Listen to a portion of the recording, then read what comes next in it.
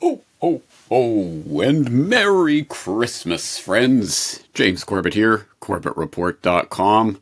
I hope you all had a relaxing Christmas off. I know I did. I enjoyed unwrapping presents with my family, and I've got the last cup of hot chocolate here on the go. So, yeah, hot chocolate, check. Christmas hoodie, courtesy of LibertyManiacs.com, check. What am I missing? Oh, that's right. Solutions Watch. It's time for the year-end review. Okay, as you all know by now, as I hope you all know by now, Solutions Watch has just completed its third year. And as you also hopefully know by now, every year, at the end of the year, we go through with a Solutions Watch Year in Review episode and go through every single edition of Solutions Watch from the previous year, go through feedback and commentary, get updates from the guests, etc. So there's a lot to get through as usual, but I think this is an integral part of Solutions Watch because, as I hope you know, having watched hopefully from the very beginning, you know that part of the remit of Solutions Watch is not just to throw ideas out there, but also to see what sticks to the wall and what doesn't, what's working, what isn't, what can be adjusted, what cannot be adjusted, etc. And I think if we don't take time to stop and reflect on what is working and what is not, then, well, we won't make any actual progress. So let's do exactly that, and boy, we have a lot to get through, so why don't we just get straight into it? And we'll start right here, of course, on the homepage of CorbettReport.com, where, of course, you know, just in case you can't find the latest edition of Solutions Watch, or any particular edition of Solutions Watch, of course you can go to the audio bar, click into Solutions Watch, and of course you can scroll through every single edition of Solutions Watch that way, or you can select any one of the previous editions of Solutions Watch. Of course, you can also use one of the many, many search bars that I have up on CorbettReport.com if you're looking for a particular episode. But let's just start going through this year one by one. And you may or may not remember that the year started in January of 2024 with How to Be Happy. Yes, the first edition of Solutions Watch was the intriguingly named How to Be Happy. And this edition of Solutions Watch prompted some interesting commentary. For example, did you know that Finland is apparently the world's happiest country, at least according to the World Happiness Report rankings, based largely on life evaluations from the Gallup World Poll? Well, Login informed us of that. However, he also had the sad truth that Finland is, in fact, one of the unhappiest, loneliest, most isolated, most depressed, and alcoholic countries on Earth. And the reason that it wins is that in surveys, citizens are very satisfied with social services. It demonstrates how experts can twist reality to promote their own agenda. And we had some thoughtful feedback from, for example, iCores. I agree with Benny. Progress equals happiness. Progress in your relationships, your output, and your self-development. I think that if you can continually endeavor to be better, you will be happy, etc. So there was a lot of feedback. Some of the feedback was simply people just responding to the title of the episode without having apparently watched the episode. Happiness is a silly concept. You shouldn't be talking about that. Well, you didn't actually watch the episode, did you? Anyway, I hope you will at least refresh your memory of this. But someone in a few weeks after I posted this, noted that at the end of this episode, I had talked about I was going to give my answer to this question. How can you be happy? What is happiness? How do we achieve happiness? Should we achieve happiness? In what way? Well, James, you never provided your answer. Well, that's correct. I never provided it in this edition of Solutions Watch, but I did provide it a few weeks later in my editorial on 2024 and the Pursuit of Happiness, which starts with a quote from Thomas Hardy's poem Hap, and then goes into, well, here we are, 2024, the year of the digital ID, the year of the CBDC, the year of the Great Reset, the year of the Scamdemic Treaty, the year of the next Great War, the year of the poly crisis, the year of the deepfake selection. 2024, the year we learn to pursue happiness. What? You don't think those problems will afford us the opportunity to pursue our happiness? Then you don't know what happiness means. Here, let me explain. And of course, as I go on to explain in that editorial, happiness has a very specific meaning which has been lost, unfortunately, over time, so that people think that the pursuit of happiness is just a silly phrase, but it actually has some very deep philosophical meaning that I explore and go through the the etymology of that word, the development, the use of that word, how it was intended, what it really means, why it is important for us to pursue our happiness, and not in this trivial sense of hedonism. But anyway, there's a lot to dig into and chew. And also, for the Corbett Report members who sign in and actually read the editorial here on CorbettReport.com, it is available on my Substack for free, as with all my editorials. But if you actually go into the newsletter here on CorbettReport.com, there is a special subscriber-only video of me performing Thomas Hardy's Hap on guitar. I made an acoustic guitar version of that poem. So, for your listening and philosophical pleasure. All right, so the next edition of Solutions Watch came out on January 16th. It was The Greater Reset 5, in which I was talking to Derek Brose, of course, of the Conscious Resistance Network and the frequent Solutions Watch guest, who was joining us to discuss the Greater Reset 5 manifestation that I believe was taking place in Mexico at that point. And we talked about who was going to be there and what types of things were happening. And if you want to know about my own presentation that was delivered at the Greater Reset 5, well, that was an edition of Problems Watch? Yes, the next edition of Solutions Watch was Problems Watch. How not to build community. And yes, as if you've seen this episode, you will know that, of course, that's a bit tongue-in-cheek.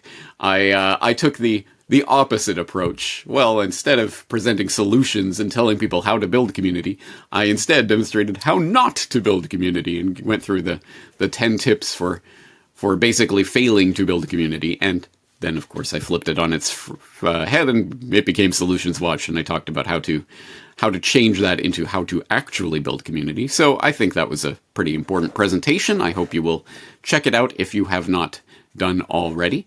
There was some interesting commentary talking about, for example, learned helplessness and learned hopefulness, etc., which I will allow you to peruse at your own leisure. Now, the next edition of Solutions Watch was Pay It Forward from February of 2024, in which I took the cue from Aaron Smith of the Subtle Cane podcast, who had this great idea that he started implementing in his own podcast. In each edition of the podcast, he would ask his listeners to pay forward their gratitude for the podcast to a various person, group, entity, whatever it may be, related to the topic that he was talking about or addressing that day. And I found out about this because I was on his podcast, or no, he was actually asking his audience to pay forward their gratitude for his podcast to my podcast. And anyway, we talked about this concept. I think it's a really intriguing concept. And as you may or may not have noticed, for the next several editions of Solutions Watch after this, I did my own Pay It Forward, asking people to pay forward their gratitude for this edition of Solutions Watch to this organization or this idea or this group or someone in your life who blah, blah, blah, etc., etc. I did that for several episodes, but I didn't hear back literally any feedback at all about that ever. Not once. Not a comment, not an email, nothing. Absolutely nothing. So it was apparently a failed idea. And I guess we'll just have to file that one under, it's a nice idea. Someone should make that work sometime. The next edition of Solutions Watch was on niche casting, which, as you will know from having listened to this episode or watched it, was a neologism that I may or may not have coined. At any rate, it's about a podcast that is a very, very specific podcast for a very specific thing, often time limited. And I gave some examples. For example, I was listening to a podcast that was following the trial of Michael Mann. Why am I having problems? I'm like, that's the director. No, not the director. The global warming guy. All right. So anyway, there was a very specific podcast that was following Mark Stain's trial as he was being sued by Michael Mann, and it was a very just the concept of being able to follow that trial through a podcast was incredibly useful for me, as I'm someone who's listening to podcasts while I'm driving around, etc. So it was probably the only way I would have been able to actually follow that trial, and the crazy result of it which you can hear about in this edition of Niche Casting. Anyway, so I put out the idea there that, hey, this is an idea that more people should be using, and there was some great ideas and some great feedback about this and how it could be used to follow people's work. For example, Tsingy was talking about Cliff High and how he does a couple 20-minute audio files every week or so when he's driving to town or back. They're basically Cliff High brain dumps. Okay, great. Someone else was talking about Derek Brose's fluoride work, Home Remedy Supply, and Minnie and others were talking about the fluoride trial. So the idea of putting that into a little niche cast that people could download as developments take place is a great idea. There's a lot more specific examples and suggestions in here. I think it is a great idea, and I really do think that there is much more to be mined from this idea. So I really hope that in the future, for example, people who are putting on conferences and symposia and gatherings and meetings and activations and other such things, it would be great not only to post them up on Odyssey or Rumble or whatever, but also, why not just make a podcast of that where you can go through and each single presentation will be available as its own downloadable podcast. I would listen the hell out of that if somebody did that. Not naming any names, not making any suggestions, I'm just saying I would listen the hell out of that if somebody did that. So anyway, the next edition of Solutions Watch appeared in February of 2024. It was called Achieving Epstein Justice, and in that conversation, it was a conversation with Nick Bryant, and we talked about his organization, Epstein Justice, which he co-directs, and that is seeking justice for the victims of Jeffrey Epstein and his co-conspirators. So I will, of course, direct you towards this edition of of Solutions Watch to find out more about that organization, what it does, what it's seeking to achieve, why it's important. But why don't we take it straight from Nick? He was kind enough to supply this video update for us for part of this year-end review. My name is Nick Bryant, and I'm the director of Epstein Justice. Jeffrey Epstein trafficked underage girls for 25 years, and he's the most prolific American child trafficker ever acknowledged by federal law enforcement. By not investigating and indicting Epstein's co-conspirators, our federal government is covering up child sex trafficking, which in our legal system translates into aiding and abetting child trafficking. A government that aids and abets child trafficking has woefully failed its citizens. According to the Centers for Disease Control, 25% of underage girls and 5% of underage boys in the United States have been molested, translating into more than 42 million women and 8 million men. Everyone can agree that our government shouldn't be in the business of aiding and abetting child trafficking. And no one can say that our message is predicated on a conspiracy theory. As a country dedicated to children's safety, we must take a stand and pressure the government to bring the Epstein procurers and perpetrators to justice. We cannot send a message to the world that perpetrators in America who have wealth and power can molest our children with impunity. And if we allow the Justice Department to be apathetic and unresponsive to victims in a proven trafficking case, that sends a message to millions of victims that they have no voice and no hope for justice. Epstein Justice is a 501c3 nonprofit organization dedicated to establishing a federal Truth and Reconciliation Commission that has two objectives. First, we demand transparency and to know why the government is covering up child sex trafficking. Second, we want the procurers and perpetrators in the Epstein network to be prosecuted. Forming a social movement around the crimes and cover-ups of Jeffrey Epstein might be the only hope of effecting meaningful change in our government during our lifetimes. The balkanization of the left and the right has been a superlative tactic to divide and conquer Americans. In fact, the idea that children shouldn't be molested with impunity might be the only issue that can unite the severely balkanized right and left and generate a critical mass of Americans who demand action.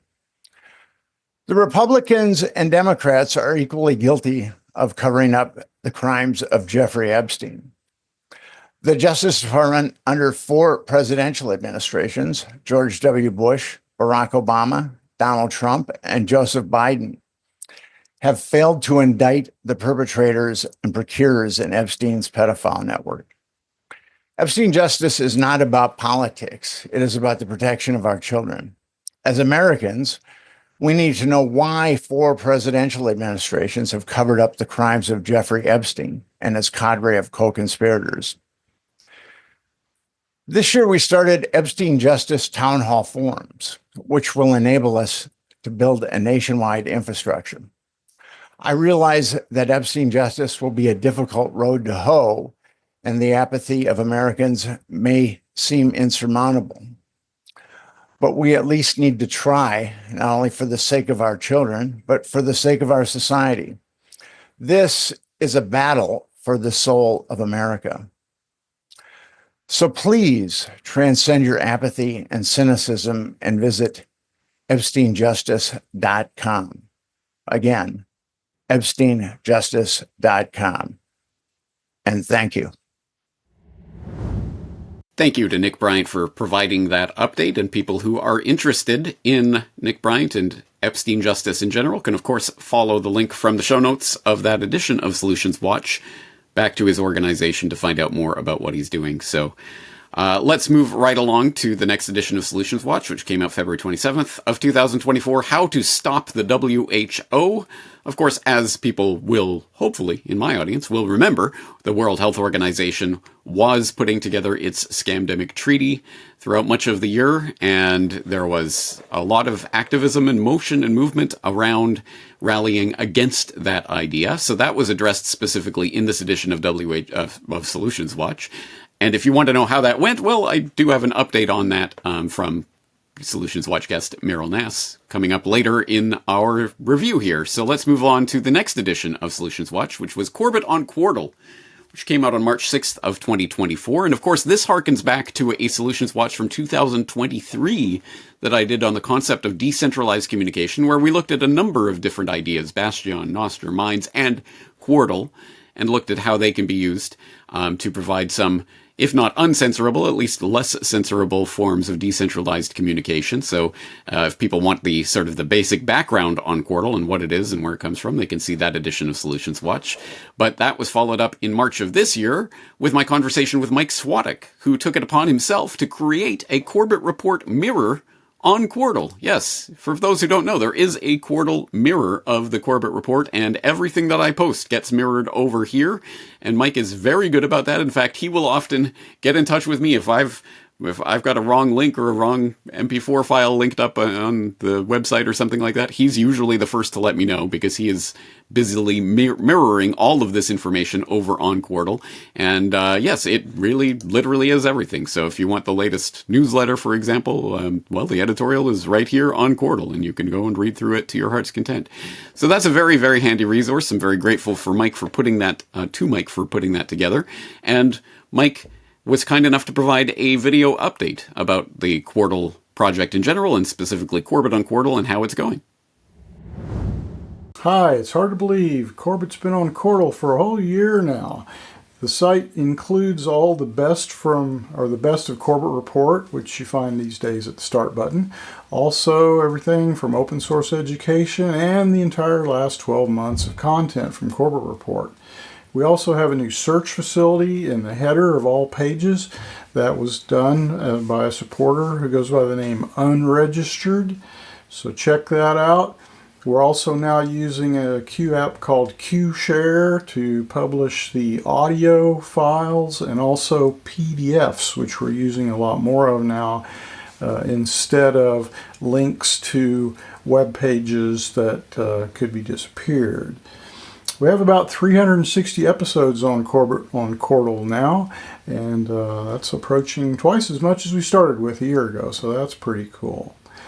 The Superlike donations have reached 489 quart, and James has designated those as to be used as payment for coders that want to help us out in some things we need to do, which include creating an audio fork of the QTube app, also scripts to import new newsletters and podcasts that have just been published, import those into Chordal. Also, we need scripts to import all the things that haven't been published yet into archives, and that would be also newsletter articles and podcasts. You can learn about Chordal programming on Chordal in a QTube app. Just search for the name Chordal Programmer for the username, and all of those will come up. There are also Chordal programmers that would like to help you learn, so you can ask questions of them, and that's available as well. Feedback and questions about this episode can be put in the show notes of this episode. Also, you can, within the Chordal environment, send me a chat or a Q mail to my username there, ppm silver. That's like parts per million silver. That's how you find me there. When you're in the QTube videos, select follow to support the site, and your node will then host all the content so it's more accessible for others. And lastly, in the show notes, you'll find 3 links to gateways where you can see the Corbett Report on Chordal.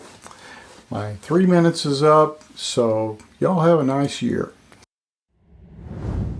Why, thank you, Mike, and you have a nice year too. And I hope people are appreciative of what Mike is doing, because when inevitably they do start censoring domains themselves on the clear and open internet, Corbett on Chordal might be the last place that you find my work. So a huge thank you to Mike for doing that work completely out of the goodness of his own heart. I hope people are appreciative of that and will at least check it out. And if there are people on Chordal who do support that work, as he mentioned, any quart that are donated to the Corbett on Chordal project, I have directed Mike to redirect that back into Chordal and to use that to pay coders who will be working on various Chordal-related projects to make that a better and more robust system. So I hope people will check that out if they are so inclined.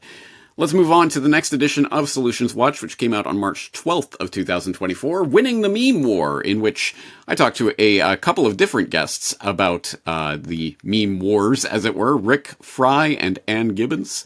We talked about their very different ways of using visual art to try to bring people's attention to information that matters, and you can find some interesting commentary in the comment section there, including some heated back and forth between the aforementioned Rick Fry, aka Prophetic Memetics, and some of the Corbetteers who beg to differ. So there was some interesting back and forth, but just to drive home the point that yes, this is and continues to be a pretty big important thing to keep our eyes on. Well, a few stories from this year that we could point to, probably many, but here's just a few that occurred to me. One from April of 2024, Australian PM calls to ban memes, incites wave of memes. So you can find the memes that were generated from that call to ban memes. Also, Trudeau gifts the world with a new teaching meme in which, yes, he made the mistake of appearing before a whiteboard, which cannot be done in this day and age without it instantly turning into a meme template that was then memed to high heaven. But more ominously, from just last month, politicians versus memes sparks free speech crisis in Germany, which notes that creeping censorship as legal cases over social media insults soar under the ruling coalition's watch. So they note that former German Chancellor Angela Merkel may have come up with this idea of allowing politicians to sue for alleged defamation by critics. But under the new ruling coalition, there have been over 1,300 such cases just in the last 3 years alone, with Vice Chancellor Robert Habeck's new idea, ominous idea, to combine decency and democracy into more stringent rules that would prevent what he considers unacceptable criticism. Yes, indeed. Some pretty worrying things there on that front. So, but that is just actually to underscore the importance of memes, visual representations, visual encapsulations of complicated political ideas down into things that can be easily understood and shared because they are entertaining, funny, engaging. That is a genuine threat, and that is exactly and precisely why they are cracking down on that as hard as can be legally done at this point until they move the Overton window over towards outright total censorship. We're almost there, but while we have free speech left, memes may be an important thing to keep in your arsenal, so I hope people will take a look back at that Winning the Meme War for some more ideas on how that can be done.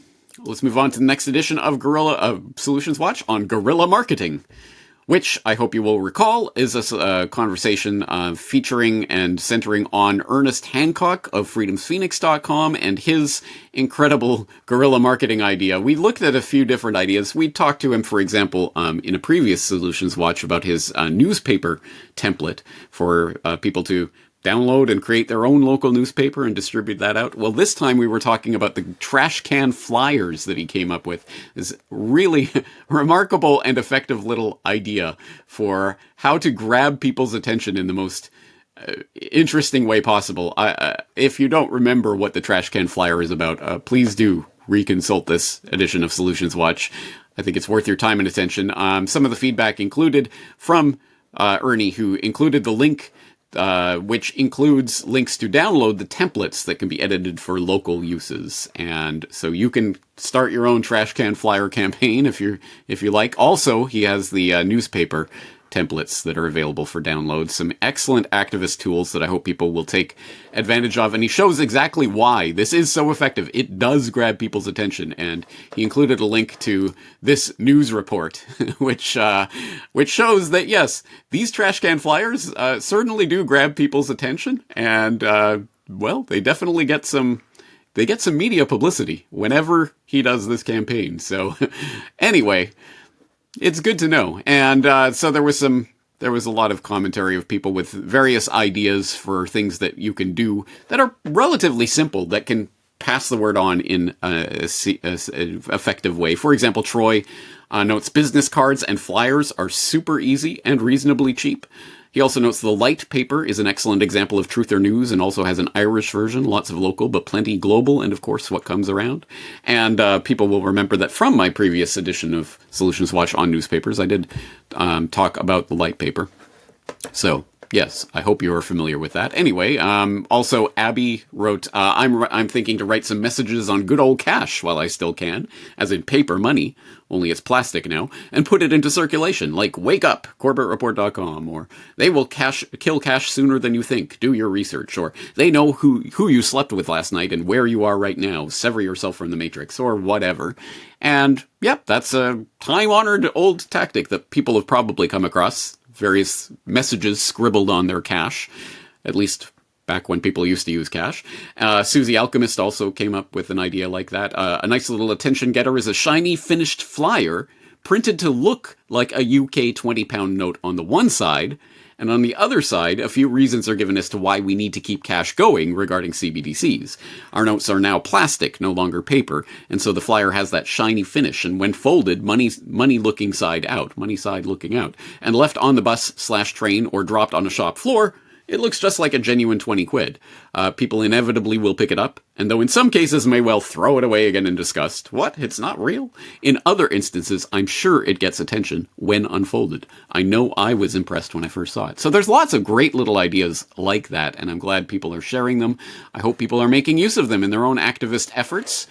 But let's move on to the next edition of Solutions Watch from April 17th of 2024 on suing the tyrants, where I talked about various ideas for bringing lawsuits in various contexts to try to, well, at the very least, head off tyranny or put some legal blocks against it. Not that, of course, will protect you. No, this is not the one-stop solution for everything, and we will solve it all through the court system, and that's not what I was trying to say. But I was trying to draw people's attention to the potential utility of things like notices of liability and other such means of holding government officials personally accountable for their behavior. And I asked people to send in any specific examples they had of times that they've used and or successfully used this and received basically no responses in that front. So we will file this also under the, it's a nice idea, someone should try it sometime.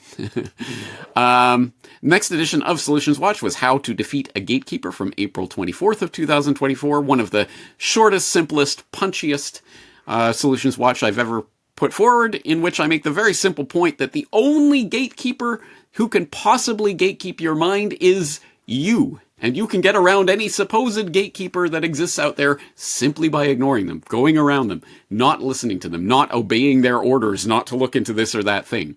And it's a pretty simple point. A lot of people got it. Dave67 writes, yes, indeed, James, that's sound advice in a position I've held since childhood. G says, well said. Singy says, seems pretty obvious, so why isn't it? Enlock, so powerful and true, your passion and feistiness is palpable. Enclosed, please find one air hug, etc., etc. Lots of feedback like that, but also feedback way down here from Username, who pointed out episode 285, Meet Noam Chomsky, Academic Gatekeeper. There's no gatekeeper but yourself, eh, James? Oh, you got me. I've never considered that. Wow, I made a podcast about a gatekeeper, and now I'm saying that there's no such thing as a gatekeeper. Well, actually, people, I hope, noticed that a few days later, I reposted a 2021 interview that I did, in which I directly and specifically addressed that particular point, years before it was even brought up. So, if you want my answer to that, it is directly in this edition of the Corbett Report interview series, where I was on the Counterflow with Buck Johnson. James Corbett talks power, narrative, and conspiracy from 2021. And the answer specifically to that question is right there in that interview, years before it was even asked. Moving along, the next edition of Solutions Watch was How to Scale a Paywall and Other Useful Tips, in which I just provided some simple tech tips, but that I found effective and that have helped me, for example, scale a paywall. So as you know, if you try to go into, say, a New York Times article or something, oh, you've read too many New York Times articles this month, you can't read this one, or what have you, Washington Post or Wall Street Journal or whatever it is. People see this on MSM sites. How do you get around that? Well, I offered some examples of ways people can get around that, and some other useful tech tips, and some other people chimed in with tech tips of their own. For example, Duck, when saving web pages, it's best to use the print option. Firefox top right, 3 little bars is the button to get menu. And print to file to save as PDF so you can edit it with Ocular. It lets you freehand notes, type notes, underline, do colored highlights, do arrows at stuff, and the annotations can be read by other doc viewers, as long as you remember to save changes. And then good for Linux and Windows, and he provides the link there. So some good examples of ideas that people had. Mini, for example. Over the years, I've had diminishing success using archive.is or .today or whatever. So instead, I put the title of the paywalled article in quotes into a search engine. I did that with a recent NYT paywalled article on geoengineering. Warming is getting worse, so they just tested a way to deflect the sun, and got a free copy of it from the Virgin Island Daily News. All right, yeah, that is an excellent point. Sometimes you don't need some fancy, complicated site, whatever, to find a way around the paywall. Sometimes it is just posted elsewhere, and you just put the title in quotation marks and see if you can find it somewhere else. So a nice, simple idea that hopefully people can take advantage of. The next edition of Solutions Watch came out on May 22nd. It was called Living Fiat Free. And I trust you will remember this. It was a conversation with liberty activist Aaron Day about proposals for coming up with solutions to the coming CBDC tyranny. And he's not just talking out of his posterior. He is talking from experience, specifically because, as he notes in that conversation, he has been living fiat-free, has not used fiat currency since 2019. That's 5 years and counting. How on earth did he do that? Well, that's what he talked about in this edition of Solutions Watch. And I know it was a popular one, a lot of positive feedback from a lot of people who were excited about the things that he was talking about and the ideas. And also there was some interesting commentary sort of back and forth on complacency or apathy towards the CBDC threat. For example, Open Lens, this all sounds so complex. Good thing I have no money to worry about, but right? And there was some interesting back and forth on that point. For example, Faulty Towers coming in. I don't think anyone should rest on their laurels concerning CBDCs and be complacent simply because they aren't wealthy, because that would be the tip of the iceberg. And then it's talking about the ways that everything can be controlled: movement, way of life, socializing, food, etc., through that CBDC paradigm. So it's not just about, oh, I'm broke this month, so what does it matter? And there was some good back and forth about that and what that means. But more importantly, what about Aaron Day, and has he succumbed to fiat currency, or is he still going on with his campaign? What happened to the DEFCON 1 campaign that he was launching to find a way to transact a good wallet for transacting privately in crypto, etc.? How did all that go? Well, thankfully, Aaron Day was kind enough to provide a little update for us. So let's take a look at that. Hey, everyone. It's Aaron here. I just wanted to give you an update since my last chat with James on Solution Watch, and to wish everyone a happy holidays. There's a lot to unpack, and I've only got 3 minutes, so I'll get right to it. The first update, it's very urgent. We all need to support Roger Ver. Roger is looking at 109 years in federal prison for made-up charges and political persecution from the federal government regarding his involvement in Bitcoin and his support of the freedom movement. So I won't go into all the details here. Check it out at freerogernow.org. Please sign the open letter and share with everyone. CBDCs are still looking very ominous. The election didn't change that. If anything, what you're going to see is the new administration looking to give more control to banks through bank-issued stablecoins. And I will tell you that a JP Morgan stablecoin is indistinguishable from a CBDC. I've also written an article which you can check out at the Brownstone Institute at brownstone.org, where I highlight the fact that we already have a CBDC. It's just about the levels of tyranny. When I was on last, I was talking about my project DEFCON 1, which is to either build or find easy-to-use crypto wallets and point-of-sale systems. So I have some good news and big updates on that front.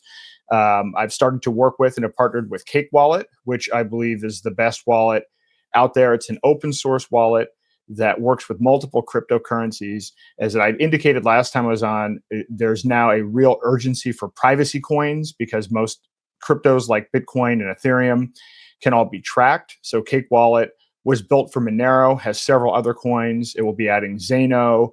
You can buy gift certificates. You can swap for other cryptocurrencies. So very excited about that. Zeno will be live next month. Also looking at now payments for a point of sale system. They will also be integrating Zeno, so that's very exciting. Additionally, there is a new offering coming up. It's a separate blockchain called Confidential Layer. What Confidential Layer allows you to do is take your Bitcoin, Ethereum, and Bitcoin Cash and actually bridge it into Zeno. So in other words, this is a technology that allows you to make transparent blockchains and other assets private. So this is a huge development. Also, I will be launching next year a gold-backed privacy stablecoin called Karma. You can check that out at kaurma.com. And then next year, I will begin workshops again in January, have some trips planned all over the world. We have trips coming up in Mexico, Europe, and more details will be forthcoming. You can check all of that information out at my website, daylightfreedom.org. I hope everyone has a happy holiday, and I look forward to talking to you in the new year. Thank you. Thank you to Aaron Day for that update. I hope people who are interested will be keeping an eye on Aaron and his work and his DEFCON 1 project and everything else besides in 2025. I know I will be, but hot chocolate getting cold over here. Anyway, let's move on to the next edition of Solutions Watch from June 4th of 2024 on The Fight for Health Freedom Continues, which was the follow-up to the World Health Organization Scamdemic Treaty coverage that I'd been doing, well, really for the past couple of years since the inception of the idea first twinkled in the globalists' eye. I've been talking about the coming Scamdemic Treaty and how it would be the culmination of everything that the Scamdemic was really about. And, well, we had the good news, tentatively good news, that at the very least, at the 77th World Health Assembly, they did not pass the Scamdemic Treaty as planned. They did not gavel down on whatever they put down there.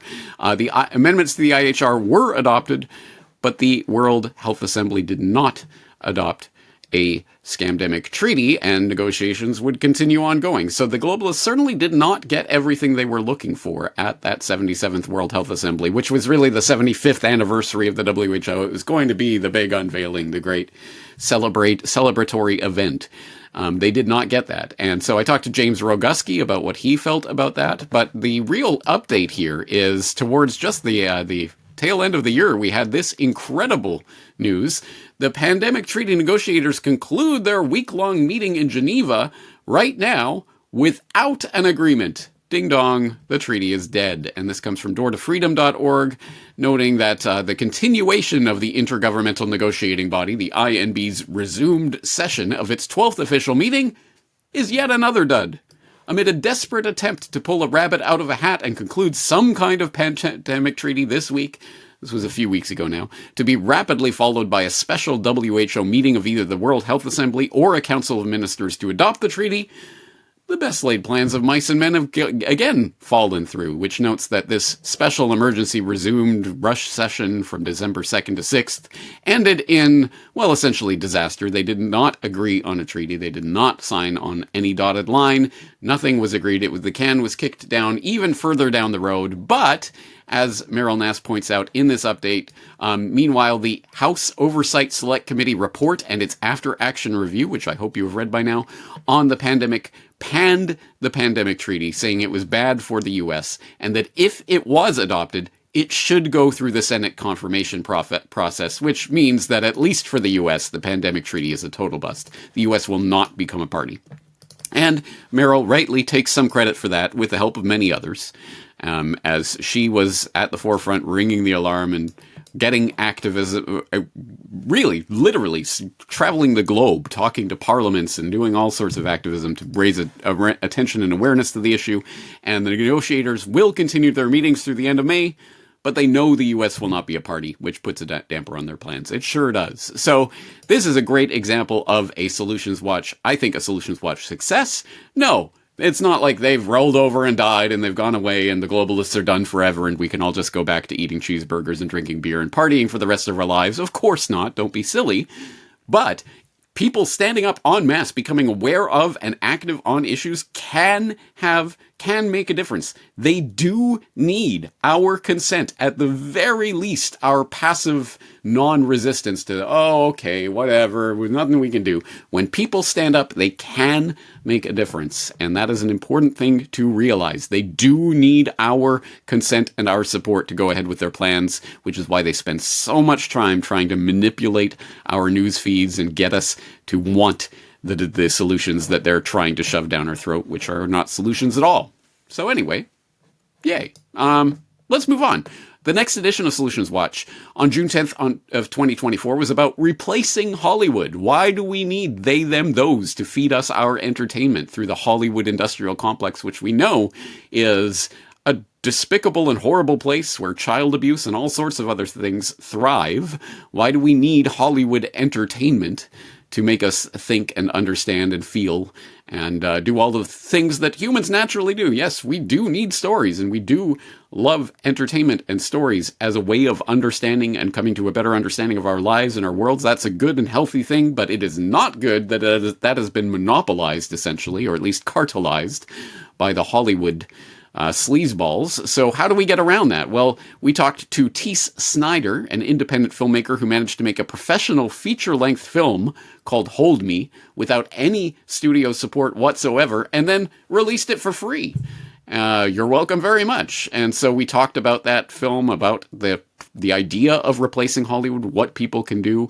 There was, as always, some good commentary, but I especially want to draw people's attention to an important comment from N810, who, in the context of talking about some film by Kentsi Norbu, Pig at the Crossing, he said, I've written to them, the filmmakers, to encourage them to start their own festival, because their film was being rejected from film festivals. Festivals are one way to introduce movie and creative content. As such, consider creating your own market rather than begging the establishment like they're going to change their afflicted ways. Make them redundant and instead do sensible community works. Excellent idea. I think that's really part of the way forward. Yeah. Oh, yay, the Academy Awards. Ooh, who won the Oscar this year? Who cares? If we're going to replace Hollywood, we need to replace the entire system, the industry that supports it, and all of the glam and glitz of the officially approved film festivals and filmmakers going on bended knee. Oh, please let me screen my film at your festival. No, let's make our own festivals, and let's celebrate people who are making content that matters. I think that's a great idea. And hey, if someone took that up and really started and was promoting their own Truther Film Festival or whatever it is, well, that might be a potential Solutions Watch in the future.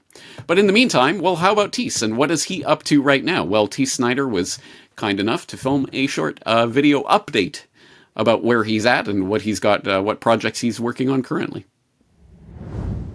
Hey James, it's Teese here from Conspiracy Synergy. We talked earlier this year going into the idea of replacing Hollywood and what some of the solutions for that are, what it looks like, and this is an update on Solution Watch. Thanks again for having me on so we can talk. And the update is that I'm doing a series of mini documentaries that go into the story of people in the truth community. The first one I've already done, and it's going to be available for everyone once this goes on air, and that's of Graham and Darren from Grimerica. They've been around for about 12 years. It goes into their censorship, all the things I've talked about, a little brief glimpse into their life. And I want to create other mini docs featuring maybe the wonderful James Corbett. Pretty please, if that'd be amazing. Come on, let's talk. Let's do a doc on you so I can share your story and help everybody come to realize how influential you've been in all of our lives. So thanks for that. The next one that I do have lined up, I know I'm going to be doing already, is going to be in Nashville, Tennessee for the birthday of Ryan from Last American Vagabond and my co-host over at AM Wake Up. Actually, I'm the co-host. He's the host. But Steve, they're going to be throwing a big Third Eye Carnival bash in Tennessee, and that's a good place to come out, and I'm going to be there doing a documentary. So it's going to be all of us hanging out together in the truth community. And that's a big part of what I want to do, is tell the story of the truth community, because I've written a feature film script that elaborates on the short film that had me on your show about 12 or 15 years ago, Blindfold. For those of you who haven't seen Blindfold yet, it's already available for free. It's the first 22 minutes of what I intend to turn into a feature film movie. And it's going to be those actors reprising their roles in order to tell the story of the truth community, all the way from what it felt like decades ago to what it's going to be like as that truth continues to emerge. So the larger truth documentary that I'm making of many different people's stories is going to be one documentary that's put out there for free, and that's going to be embedded in the feature film story that's going to take the next 5 or so years to make. So the idea of replacing Hollywood, it takes a very long time, it takes a lot of funding, a lot of help from a lot of different people, but that's the basic game plan, is to create multiple different projects that are given away for free, that help everybody in the truth community, that tell the story of the reality that's hidden from the mainstream. Because of this censorship industrial complex, we need to break out. We need to be able to do something about that. So that's what I want to help do. And that's what I'm up to. And thanks again for having me on to talk about solutions. It's been great, James, and I'll talk to you later. Have a good one. Thank you very much to Teese for providing that update. I hope people will continue to follow his work through the coming year and years as he gets Blindfold, the feature-length film, put together. I'm very interested to see that as it continues to unfold. So let's keep our eye on Teese, and of course you can visit his site for more information. But let's move on to the next edition of Solutions Watch, which came out on June 17th of this past year. And it was on regenerative agriculture, and specifically, people will remember, this is in the context just a few days after the release of episode 460 of the Corbett Report podcast on the future of food, which was a very important mini podcastumentary on the new technologies that are coming out to change our understanding of food altogether and to make it into something completely different. I hope you have checked out the future of food by now. That is a very important piece of information, but perhaps even more important is, what do we do about it? And that was the explicit question that I raised in regenerative agriculture. And for people who don't know what regenerative agriculture is, please visit or revisit this edition of Solutions Watch, where I talk about it in some detail and provide many links to many different sources and different people who are talking about this. But very specifically, I talked to Corbett Report member Gavin Mounsey, who has, of course, his own Substack. He also does the Mounsey Minute on Morning Monarchy that I'm sure people are familiar with by now. And we had a good conversation about regenerative agricultural practices and about Gavin's book, etc. So I hope people have seen that edition of Solutions Watch, and Gavin was kind enough to film an update about what's going on in his neck of the woods and in his garden these days. So let's go to Gavin. Hello, James and fellow Corbetteers. Since we spoke in last June, I've had many people write me who share that they're Corbett Report members who got a copy of my book and were sharing their experiences of growing the seeds and their plans for the future. Thanks, Brian from No Mask Channel in Japan. Thank you, Abby from England. Thank you, General Bottle Washer. And thank you, Steve Connolly, for the message you sent me. It means the world. Since then, I've been working on writing articles for my next book, Studying the Forest, as a way to connect with the natural abundance in nature. So let me take you on a little field trip to the forest where I've been doing some field research. Here we are in one of the very last intact, old-growth Carolinian forests in southern Ontario.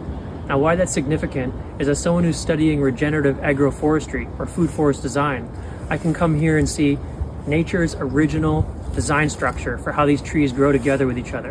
And when I find trees like this tulip tree here, which provides medicine for people, as well as nectar for bees, and I find the shagbark hickory, and I find the black walnut, and I find the beech, and many others, I can see how they integrate themselves with different trees, emulate that in my food forest designs, and then build on that, adding other stacked functions like growing mushrooms underneath.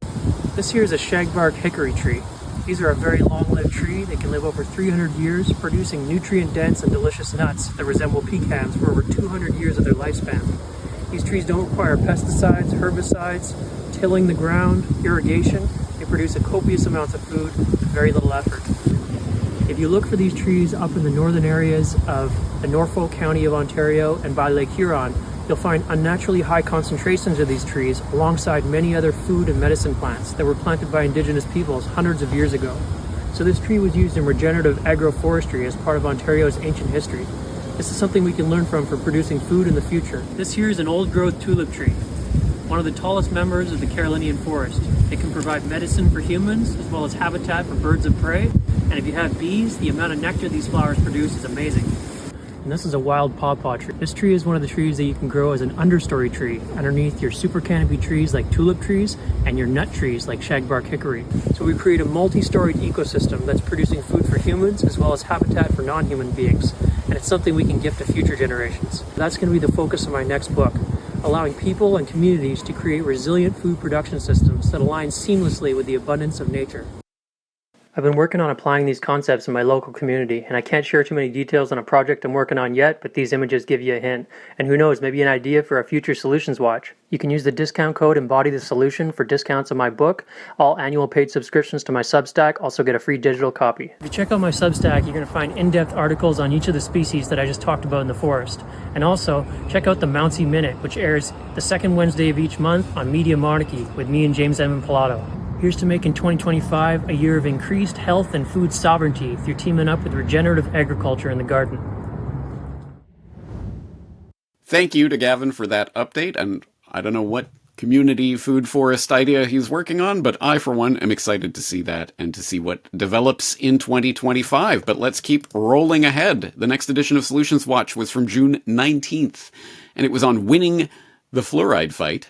And that was a bit of a hopeful title because, of course, as people who have watched the episode will know, that was recorded with lead attorney for the plaintiffs in the fluoride lawsuit, Michael Connett, before any verdict had been delivered in that case. Specifically, this, of course, is Food and Water Watch et al. V. United States Environmental Protection Agency et al. And, of course, all of the information about that fluoride lawsuit, the context of it, interviews with various participants that were recorded by Derek Brose, who's been doing incredible work covering this case for years now.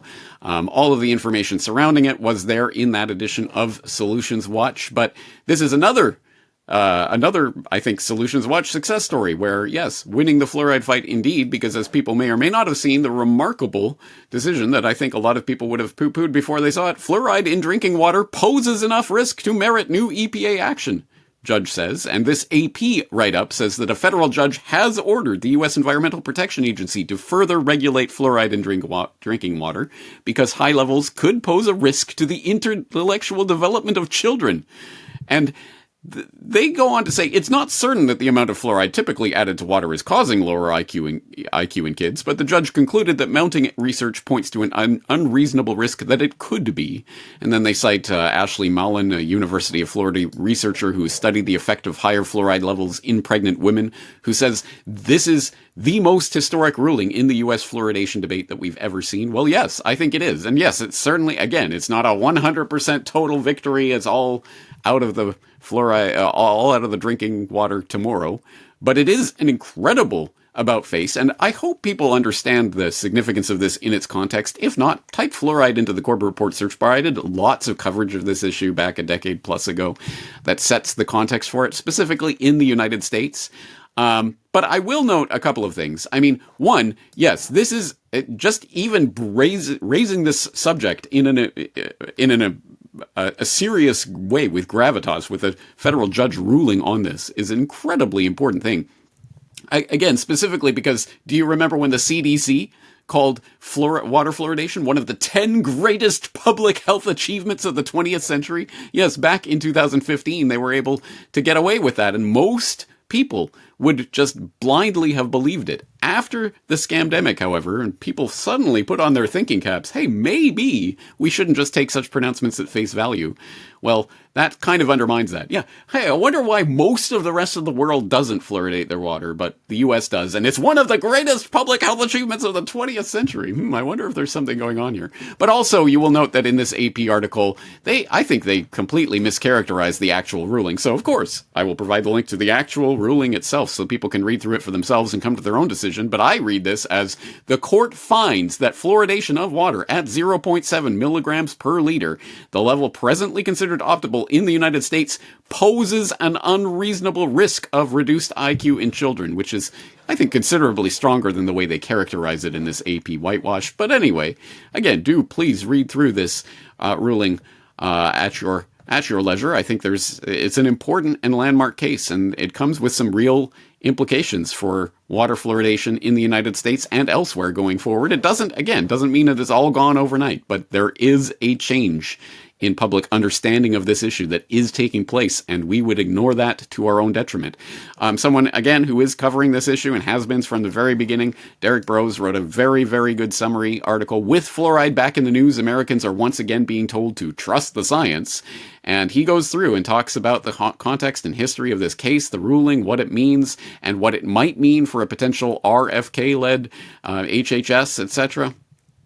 I mean, there's some important stuff going on this front right now. So I hope, at the very least, Americans who are directly affected by this pay attention, but also people in other countries that may or may not be fluoridating their water supply should probably be keeping an eye on this. And I think it's a pretty amazing development that we've seen just in the past few months. All right, next edition of Solutions Watch was on banning chemtrails, and we talked to Peter Kirby, a longtime chemtrails activist researcher who's been talking about this subject for years and years. I've talked to him before, and we talked about some of the Save Our Skies and other types of initiatives that have been cropping up recently in some states that have been passing laws about banning chemtrails and things.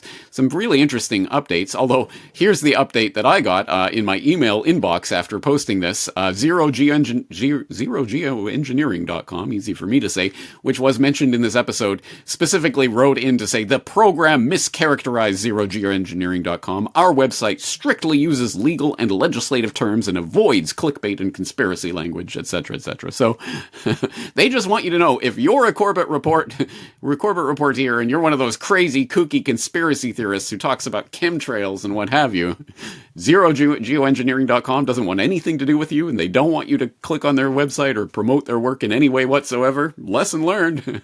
Don't worry, you ain't getting any more of my attention, that's for sure. But more seriously, Peter Kirby did follow up with a video update for this edition of Solutions Watch. Merry Christmas, and Happy New Year. I am Peter Kirby, author of the book Chemtrails Exposed, A New Manhattan Project, and staff writer at Activist Post. Earlier this year, I appeared on James Corbett's Solutions Watch. As of July 10th, we discussed the bills currently moving through state legislatures that effectively ban geoengineering. Since that time, Robert F. Kennedy Jr. and the MAHA movement, Make America Healthy Again, have been making noises like there is going to be an official investigation of chemtrails and geoengineering. If there is an official investigation into chemtrails and geoengineering, the operative question should be, who is doing this? Well, I have good news. Since 2010, the main thrust of my research has been that question exactly. Who is doing this? Who do we subpoena? I have a long list of people and organizations that are most probably involved in all of this. Let's take a look at some of them, shall we? Now, what you see on the screen here is, as I said, a very short list. I have scores more of people and organizations that deserve subpoenas in an official investigation, but let's just take a look at some of the highlighted ones here. How about the Central Intelligence Agency? My research indicates that they are the overall day-to-day manager of what I call the New Manhattan Project. What about John Brennan? He got up in front of the Council on Foreign Relations and strongly advocated for spraying us with tens of thousands of megatons of toxic materials every year. Justice needs to be done here, people. What kind of precedent would it set if all these people and organizations responsible for omniciding the earth just get away with it? Society is at a crossroads. If we go down the right road, all these people and organizations will be punished for their crimes. If you want to look more into my work and look into the evidence that substantiates my claims, please go to Amazon, find my book, Chemtrails Exposed, A New Manhattan Project. I have 2 other books available as well. If you want to see everything that I'm doing, please go to my website, peterrakirby.com. Thank you. Well, Merry Christmas and Happy New Year right back at you, Peter Kirby. Corbett. People learn how to pronounce my name one of these years. Okay, anyway, moving right along. The next edition of Solutions Watch was Our Summit for Our Future, in which, I hope you'll recall, I talked to Dan Aston Gregory about the Summit of the Future. No, not the UN Summit. The Our Summit for Our Future response to that UN hogwash that took place in Bath, England in September. And for people who didn't catch it, well, don't worry. Of course, all of the presentations are there available for your viewing pleasure. I especially appreciated the Day 2 Agorism and Parallel Networks symposium. But, of course, you can go and explore that at your leisure. The link will be in the show notes for those who are interested. Lots of, I think, interesting and important information there that I hope people will keep in mind. And, in fact, I'll just draw attention to this comment down at the bottom here from Caroline D., who wrote that just wanted to drop you a quick note. We are busy setting up our own personal solution consisting of buying 19 acres of land and converting it into a food oasis, so I have limited time.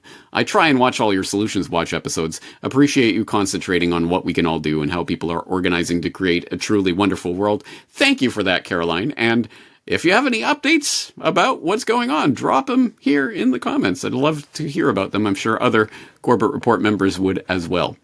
Moving right along, the next edition of Solutions Watch was Poisoning Your Data, which was released in July 23rd. And for people who don't remember, poisoning your data, of course, I've talked about salting your data before, as in putting creative and incorrect information in places, strategic places, to confuse the would-be surveillance panopticon surveillance state alphabet supers.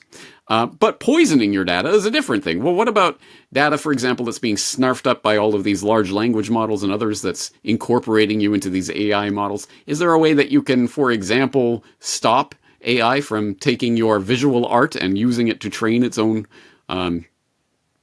stable diffusion monstrosity, whatever AI art is being generated. Well, yes, there are some ideas, and we went through that in this episode. So if you're interested in that, I will direct your attention there to learn more about the Glaze project and other such ideas, Nightshade and what have you. But I will direct your attention specifically to a comment from Home Remedy Supply, who had, I think, a good creative idea. He said, depending upon my time and the temperature at which my blood boils, I have taken to pushing back against the normalized data collection narrative. Their narrative is the crazy one, not mine. I aim to change the normalized data collection narrative, even if that change occurs only with a few people. And he goes to cite an example of how he does that, taking a survey app that he was asked to fill in at a company. And he says, your service was superb, but I am adamantly opposed to data harvesting and filling out this form. As you know, the digital ID central bank currency is coming. All money and all your online data will be grouped together. Big business and government is trying to monitor and control the population, just like China is doing now. In China, they turn off your money when you protest the government. If you are not aware of this agenda, you need to watch the Corbett Report. Well, thank you, Home Remedy Supply, and not just for plugging the Corbett Report, but for pushing back on this agenda, and for, to the extent that these sorts of survey apps and what have you are in any way monitored by human beings, it is a good way of trying to let people know, wake people up, at the very least show that we do not comply, we do not consent. I think that is an important thing to do. So anyway, it's an idea for how to respond to such things. Moving ahead, we had Read a Book, July 30th of 2024, of course, right before I went on my summer break, working behind the scenes, and I suggested, well, people might want to read a book as a way of reconnecting with things that often don't get brought up in little 10-minute TikTok videos or whatever the kids are watching. So yes, indeed, read a book like Hemoglobinopathy Diagnosis, which is a book I just happen to have sitting around here. Why not? Maybe not that book in particular, but there have been many books that I have talked about and cited this year, as well as every single year of the Corbett Report. So you can actually just type books into the search engine and you'll find lots of different books that I've talked about and recommended over the years. And maybe I'll have another book sometime in the new year for you. So keep on the edge of your seat for that. Let's move on to the next edition of Solutions Watch, How to Become a Very Independent Producer, which was my contribution to the Very Independent Producer Summit number 4 on Say No to the NWO. And in the comments, Mick H. points out that my technology has improved immensely over the years, my recording and what have you. And he has some questions. For example, I believe you're running your own server somewhere. I think you've done some threads on the technology you use, but what's your current thinking on the subject? Yeah, good questions, Mick. And if other people have specific questions about how do you record, what kind of microphone are you using, any specific things like that, leave them in the comments. If there are enough questions, if there's enough interest in it, I will do a future Solutions Watch episode answering those questions. I also had this from Jonathan, who says, my contribution is that, probably because my memory isn't as good as James's, in addition to filing things that may be useful someday in a folder, I put an entry in the Brain program on my computer. This will have a hyperlink to the stored file and to the website I got it from, and also Brain links to any related entries in my The Brain. This means that when I try and find an article I vaguely hope that I saved, even if I can't remember which of the possible topics hierarchies I filed it under, one very rapid search by The Brain on the aspect uppermost in my mind will almost certainly find it. I'm nothing like as productive as James, but I have written some worthwhile articles at What Do I Know? NO Substack. And there's the link so people can follow that and see more of Jonathan's work. But yeah, excellent. Yeah, I know, for example, Richard Grove uses The Brain and has talked about it, and I know that's useful for some people. So whatever works for you, I'm all about it. And that's another example of something that people find helpful. So check it out if you're interested. The next edition of Solutions Watch was The Future of Food is Ours to Decide, which was my contribution to the Attack on Food and Farmers and How to Fight Back symposium that was co-hosted by Door to Freedom and the Children's Health Defense.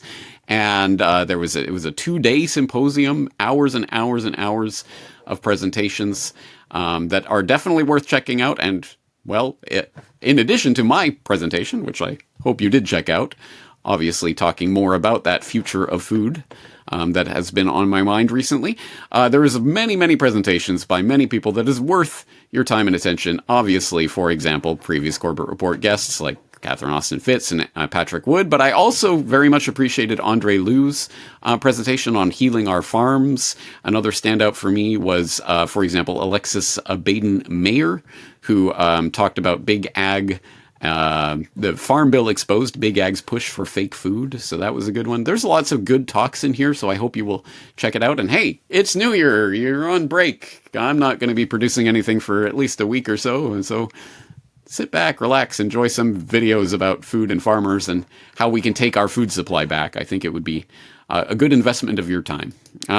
Moving right along, the next edition of Solutions Watch was on filing FOIAs, which, as you may or may not remember, was my conversation with Philomena Johanny over at judicialwatch.org, talking about FOIAs. What are they?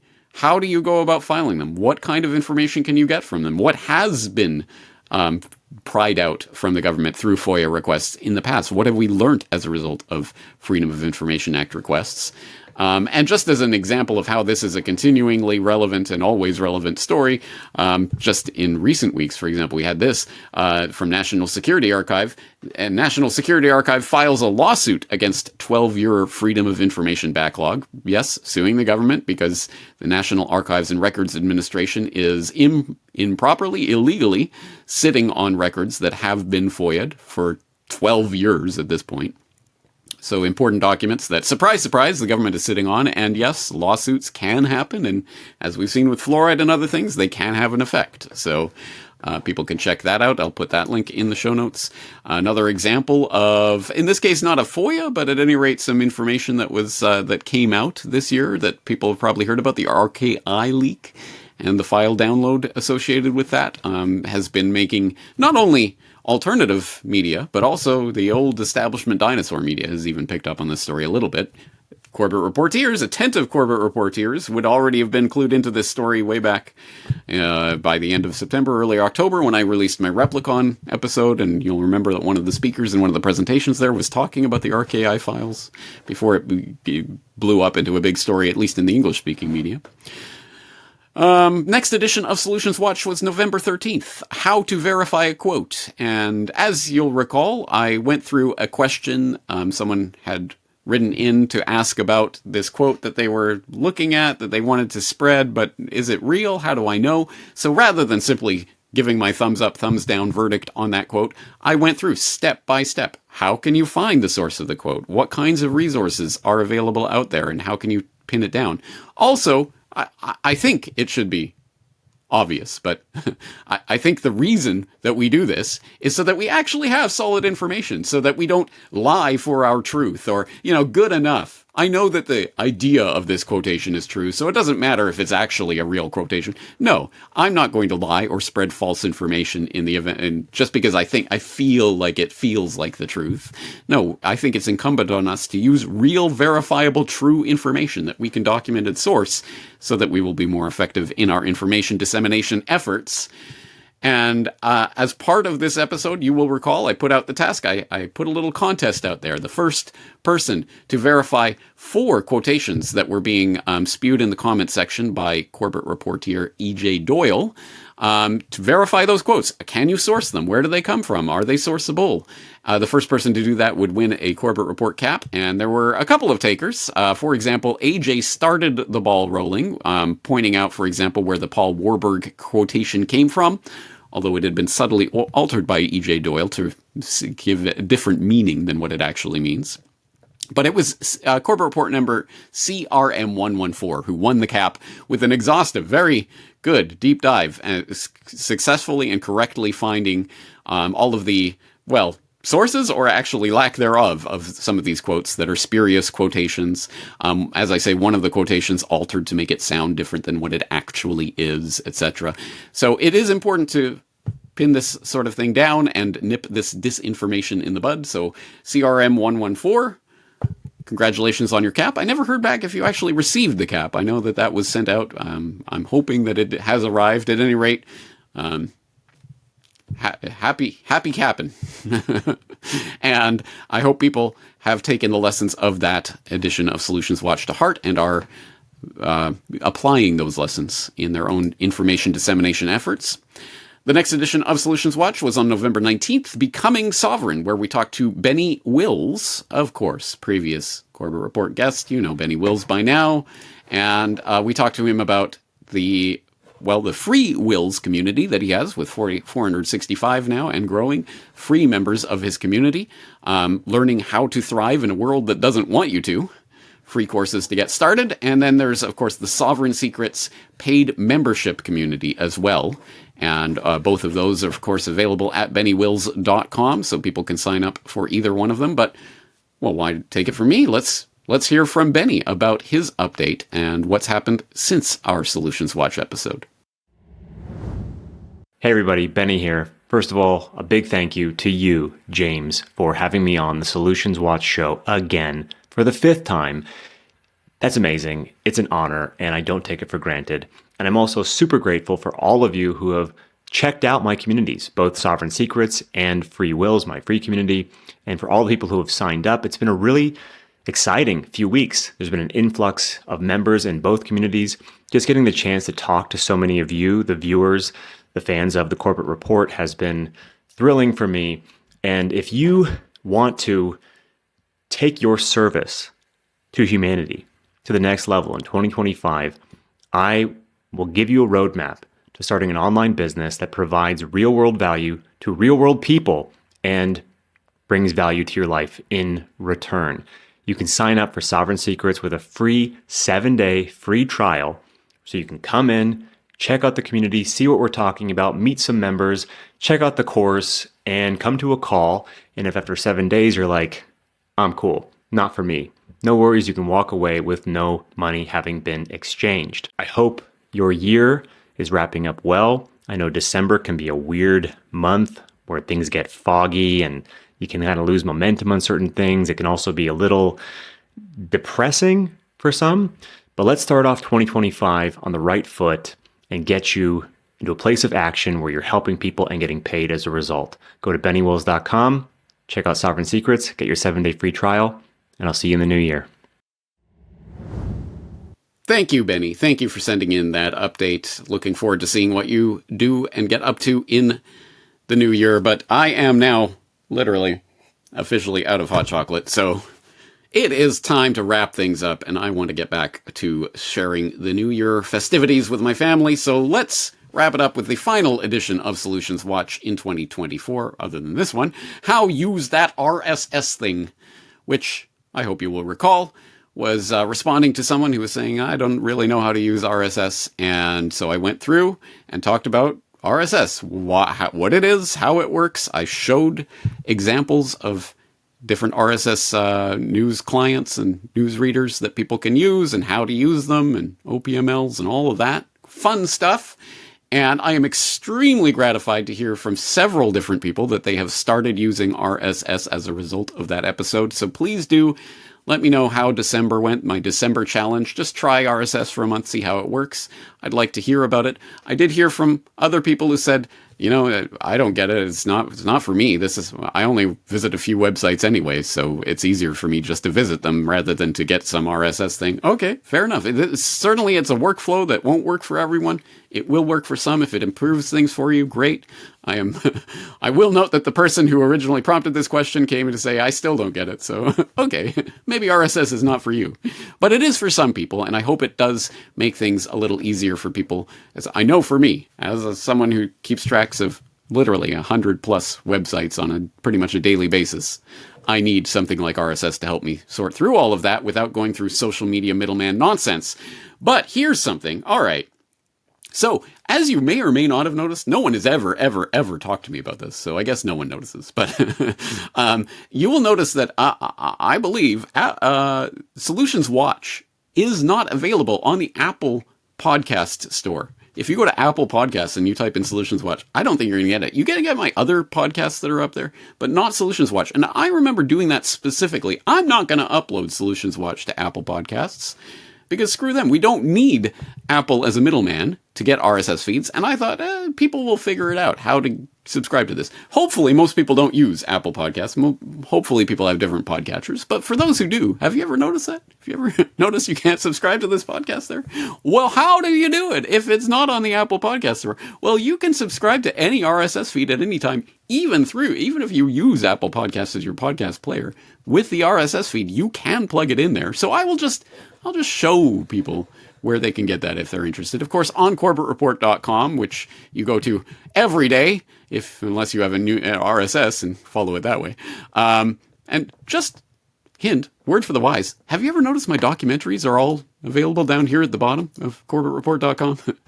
To this day, I still get people, where are your documentaries? You make them so hard to find. I know. I'm sorry. You have to scroll all the way down to the bottom of the page. Anyway, if you go over to the RSS tab, you will, of course, find the Solutions Watch RSS feed here. And if you copy that and paste that into Apple Podcasts or any other podcatcher, you will be able to subscribe to the Solutions Watch podcast, which I hope you are, if you use podcasts at all. All right.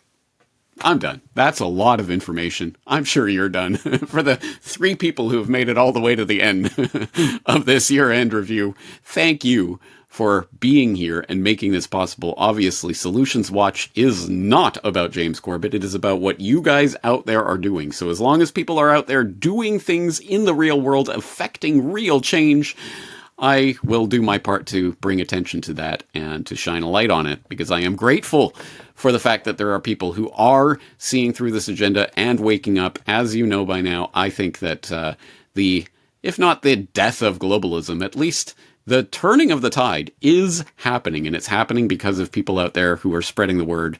So thank you all for being there with me as I'm documenting this, and let's keep doing it in 2025. But on that note, just a little bit of housekeeping before I wrap up for the year. This will be my final contribution for 2024, and then I'll be taking a week or so off to start the new year.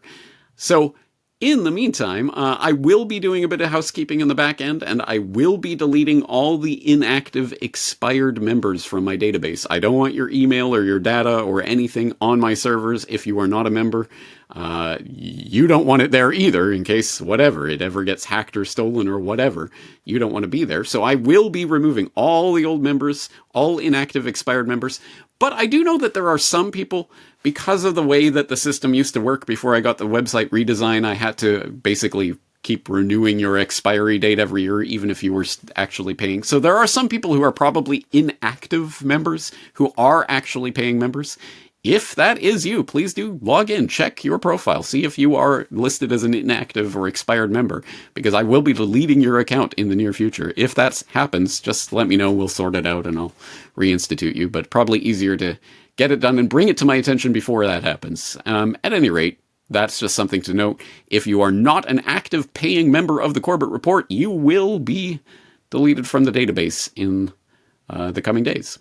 Having said that, let's not leave it on a housekeeping note. Let's leave it on something nicer altogether. And I just want to, give my thanks to a listener out there who sent in, thank you, Corbett Report, a little ditty that was sent in earlier this year from a channel on, YouTube, but presumably elsewhere. They're called the Heavenly Pancake. And this is a very, very, very homemade DIY song/video. I'm just going to play as is. So thank you to the Heavenly Pancake for sending this in and creating this. It warmed the cockles of my heart on these cold New Year's era times. Whatever. You get what I'm saying. I can't even speak anymore because I am so done. So I'm going to take a week off and recharge the batteries. Thank you again for all your support, monetary and otherwise. It all does make a difference, and it is appreciated. And on that note, thank you all out there.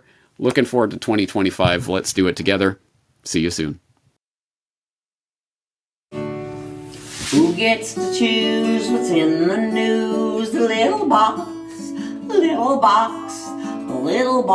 the news.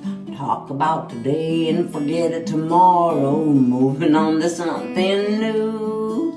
Well, Corbett Report's an exploration of the greater things, the bigger things, important for our lives.